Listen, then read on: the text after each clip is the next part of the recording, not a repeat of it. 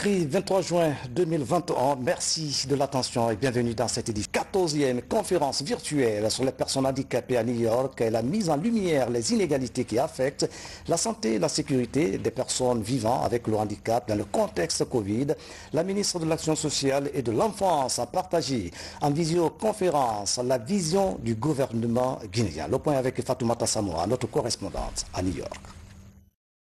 C'est la 14e session de la conférence des États partis à la Convention des Nations Unies sur les droits des personnes handicapées. Réunis autour du thème « Construire mieux, réponse et rétablissement du Covid-19 ». Répondre aux besoins, réaliser les droits et traiter les impacts socio-économiques sur les personnes handicapées. Les 182 États signataires de la Convention font le point de sa mise en œuvre. Je tiens à réitérer mon ferme attachement à la mise en œuvre de la stratégie. À mesure que nous avançons, il sera essentiel de collaborer avec des personnes handicapées ou leurs organisations représentatives en tant que partenaires égaux.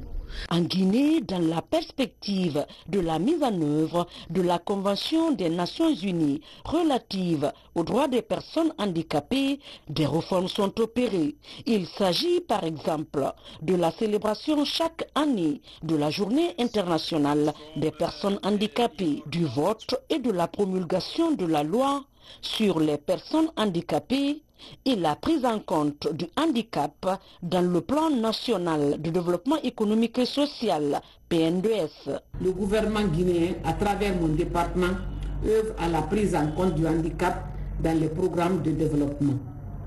Fort de cet environnement favorable, nous avons initié l'élaboration d'un programme national d'inclusion et d'autonomisation des personnes handicapées, en vue de fédérer toutes les interventions en faveur du handicap. Ce cadre programmatique est bâti autour de 6 axes, dont l'amélioration de l'accès aux services sociaux, y compris l'éducation et la santé inclusive, le renforcement institutionnel ou encore l'appurement des données statistiques désagrégées. En matière de respect des droits des personnes handicapées, la Guinée est dans une dynamique encourageante. Aujourd'hui, les personnes handicapées participent activement à l'essor socio-économique du pays. C'est la fin de cette édition à tous. Merci de nous avoir suivis. Excellente soirée. Où que vous soyez dans le monde. À demain.